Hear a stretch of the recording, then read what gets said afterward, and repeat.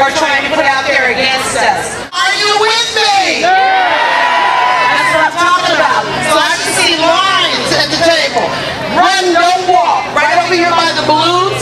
Please sign up to help us get the word out to the public that we deserve a decent wage, that we deserve health benefits and pension for the work that we do, that we deserve wages that are comparable with the Bay Area cost of living. Hi, my name is Shirley Pena. I work at BART out of the Richmond Yard.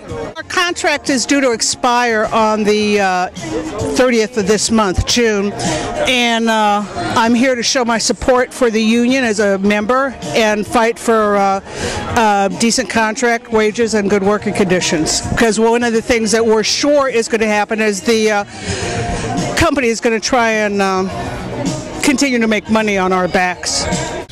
Well, it doesn't end. Not until we have a world in which the value of, the labor of people who work for a living is something that's appreciated by the bosses. As long as they think they can make a dime off of us, they're going to continue to do that.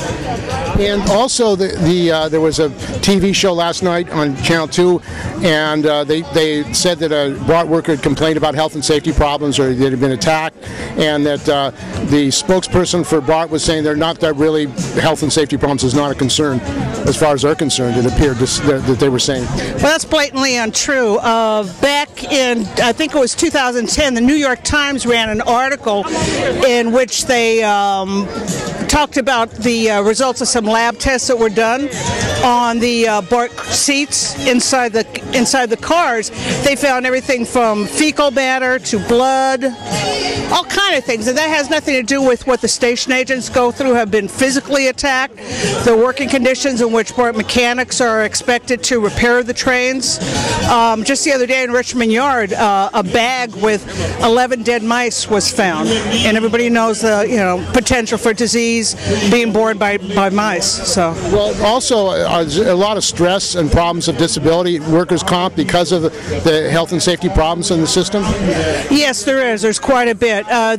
Despite what BART management claims, the trains are not designed ergonomically to maintain our health and on the job, and there is a lot of stress for station agents. As I mentioned earlier, there's a lot of germs and disease that are born on the trains, and it's a telling thing. That BART is sitting here and just basically saying we're lying. When every other time during the year when we're not in contract negotiations, they claim that, we make BART work.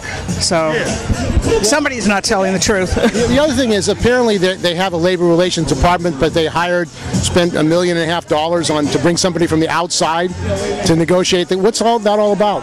Well, I think it's about trying to see what they can do to weaken the union and weaken the contract and eventually bust the union.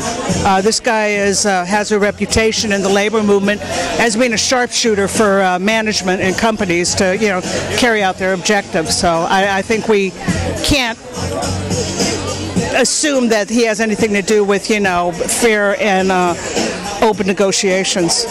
I think that if the transit unions in the Bay Area continue to forge some unity, it's going to be a totally different question. If both BART and AC Transit go out, the stakes are obviously increased quite a bit. So right now, the most important thing for the union and the members is to work for unity. So you think that would change the dynamic of the situation if both BART and AC workers were together? Oh, without a doubt, and that's what we hope for with this sort of joint activity occurring. And how long have you worked at BART? 11 years. And what kind of work do you do? Currently, I work in the yard, putting the trains together. I'm a train operator. That's my job classification, though. I operate the trains and work in the yard. Yeah, I mean, BART workers used to be one of the highest paid public transit workers in the country, but it seems like you really gone back, and as far as your conditions and benefits. Yeah, we haven't had a wage increase in about 8 years. There was a 1.5 or 2% wage increase. Our medical continues to increase.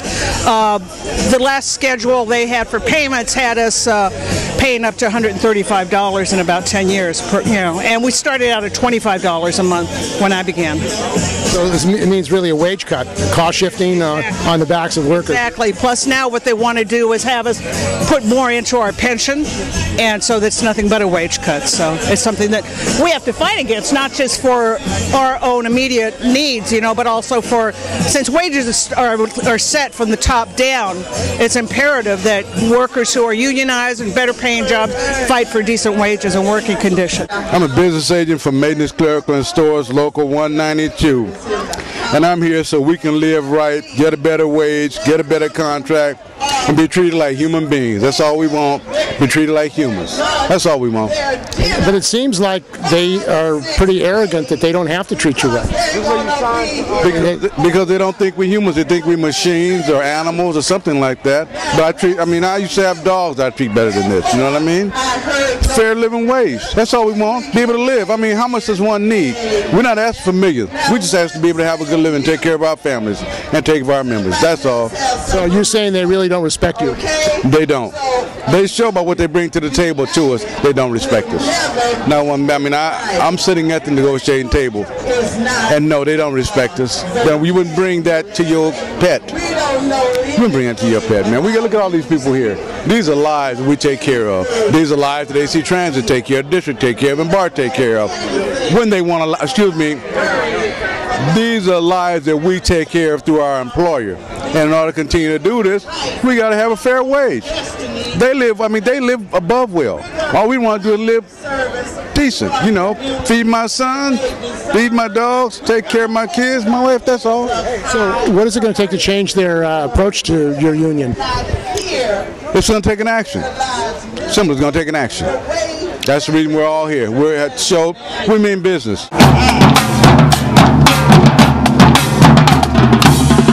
Hi, my name is Ronisa Tolfree. I am a bus operator with AC Transit. I currently work out of Hayward. The reason why I'm here is in support of the local 192 and also BART ATU 1555. It's good to see everyone together out here today representing. We want to just send the district and the public a message letting them know that without us basically being their worker bees, that they have no foundation as far as how their business will run without us. Well, with our contract, it's kind of been real secretive. From my understanding, they want to take away our health care benefits. They want to impose a 6% pay cut away from our retirement.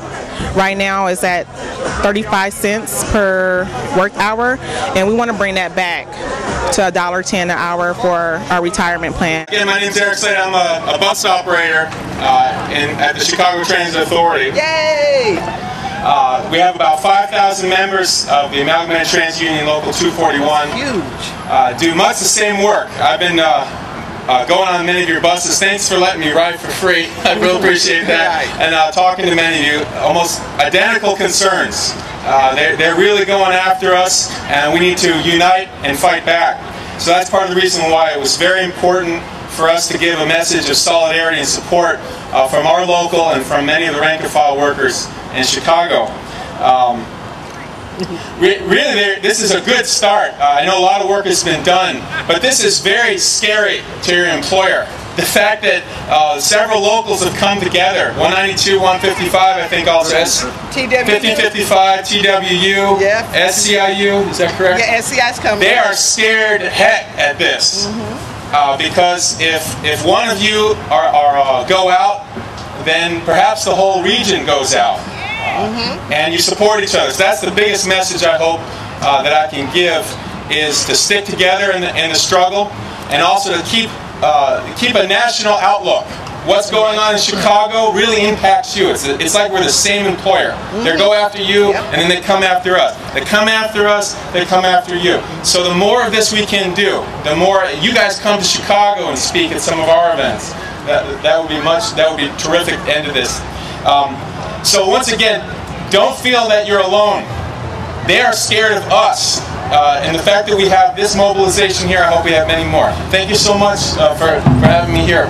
Okay, thank you, Eric. Thank you.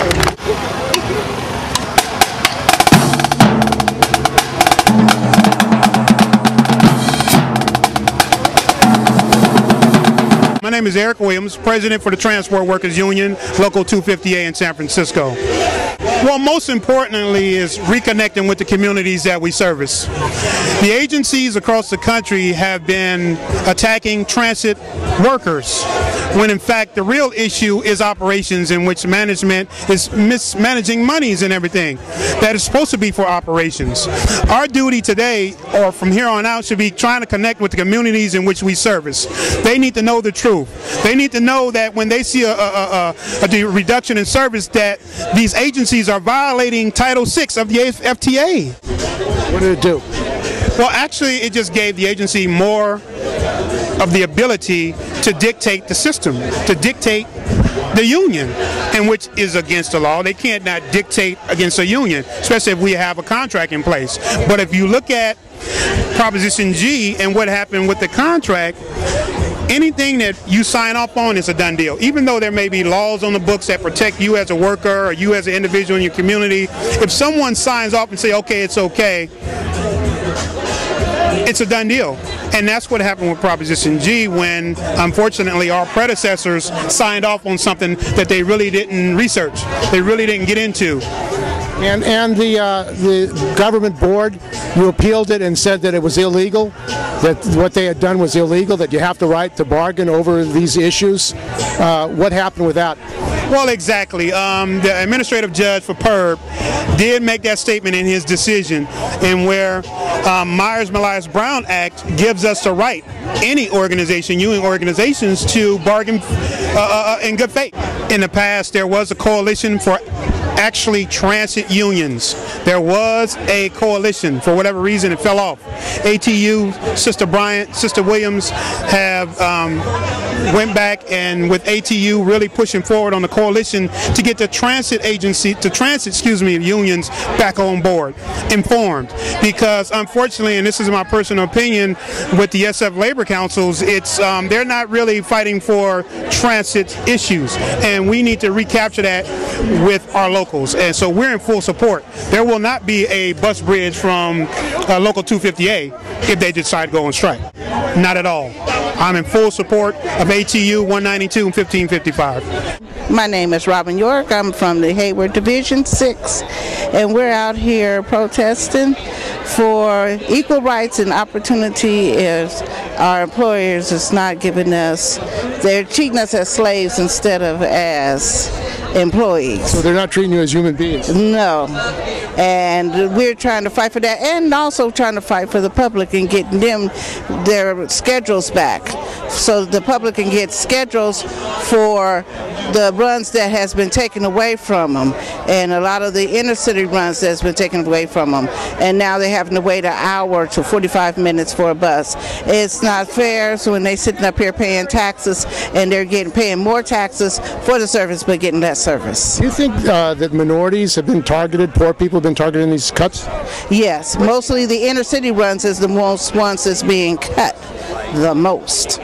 So the middle class or upper class people, they're not being affected as much? They're being affected, but not as much, because I think more they're being affected with the BART going over to San Francisco, and probably being with the S's and the SWs and the O's and the Bay Area transit runs that we do. They will be affected mostly with that. Now, if there is a strike, do you think you're going to have solidarity among your members? Yes. Of course we're going to have solidarity among our members, and we're going to want to have solidarity among the public too. You think the public, how can the public support you?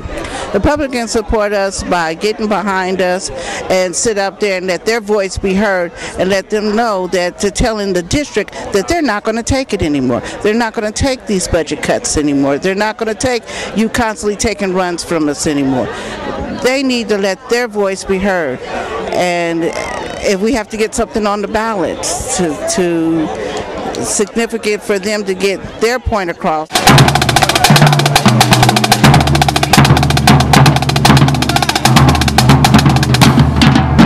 Victor Grayson. I'm a member of Transport Workers Local 250A in San Francisco.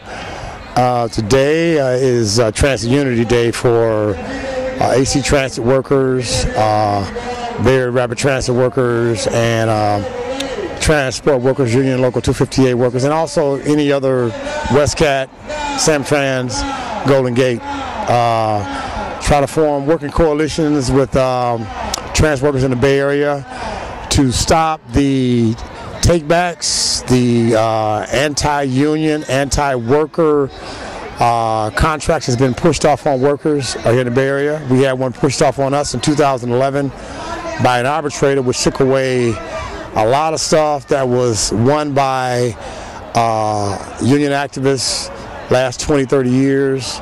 BART workers made something like $100 million in concessions, I think, 3-4 years ago. AC Transit had imposition or something close to that of a contract where they lost millions of dollars. And we're rallying today to form coalitions, to work together, to hopefully stop the takeaways, stop the anti-union attitude that's been pushed by capitalists on working folk in the Bay Area and around the country, and the world too. So that's what we're all about today, transit unity. Thank you. And the issue of uniting all the transit workers, it seems like these employers have the same playbook, the same agenda, and pit one group against another group and try to divide people. You think it's backfiring now that people are being forced to come together, all the different transit unions? Yes, because the MTC is pushing for a... What's the MTC? Metropolitan Transportation Corporation. They're pushing for a transit sustainability project. I think it's like next year they want to try to really push us into full bloom, where they want all transit agencies, BART, AC, Muni, Samtrans, whatever agency it happens to be, to push for major work rule concessions, the hiring of part-timers, to get workers to pay a bigger share of their benefit costs, whether it be retirement, medical, and along with that SB 340, which is a bill that Jerry Brown, the Friends of Labor, a Democrat, pushed and signed into law January 1, 2013.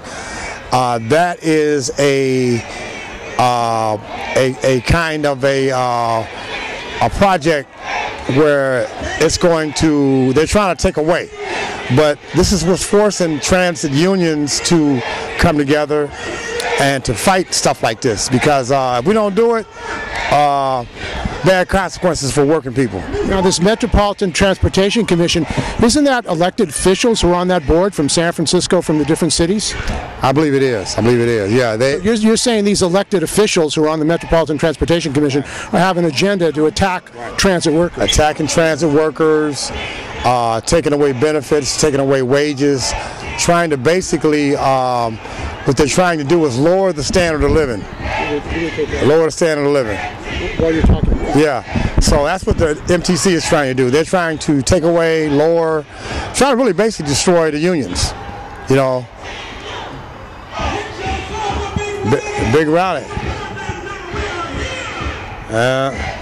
ATU and C, I believe it was in November of last year, and Proposition C was to make city workers, not just transit workers, but city workers, pay a bigger share of their pension costs. And prior to that, they passed another proposition, which is Proposition B, which is going to basically force newer workers to pay a bigger share of their health care costs. And it went from a 5-year vested concept into your retirement benefit, health care benefits, to you have to work 20 years for the city now to become vested for full health coverage when you retire.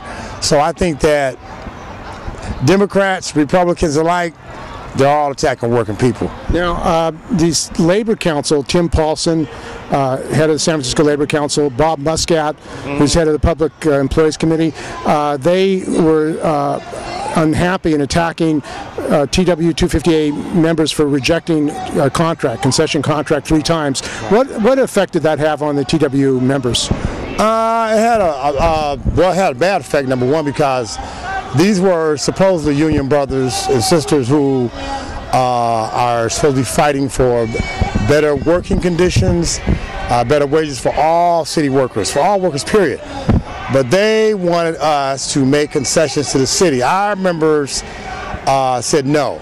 And the reason why we said no was because of the way things were going, not just in Muni, but in the city, in terms of how the city was basically putting a gun to people's heads, saying, if you don't give this up, we're going to take away jobs, we're going to do this, we're going to do that.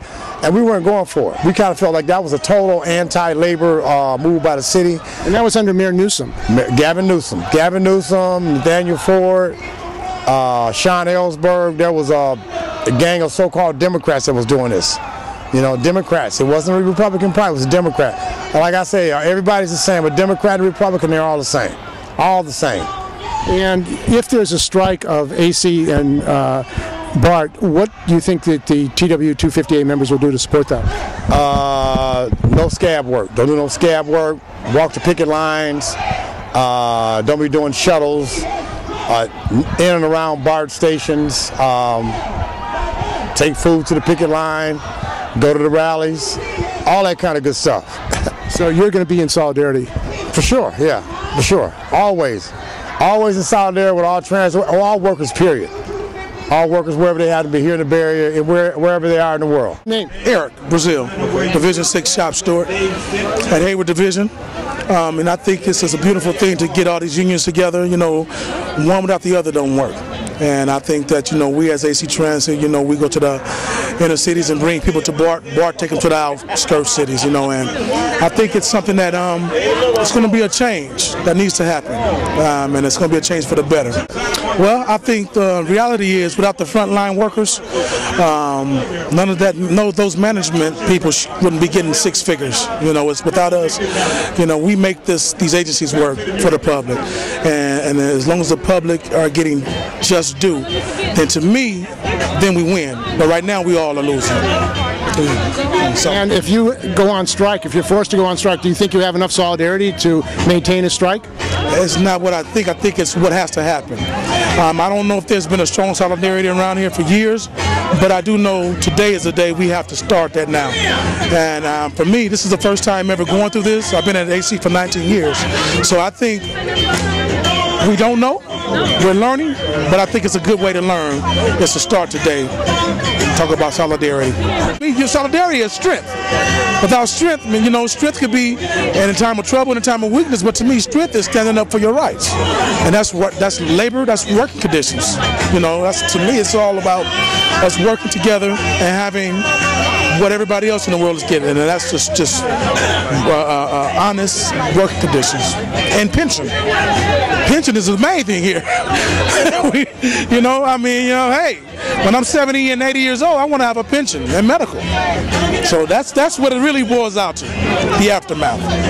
Roger Wilkins, UPS Teamster Shop Steward, Local 315, based in Richmond, California.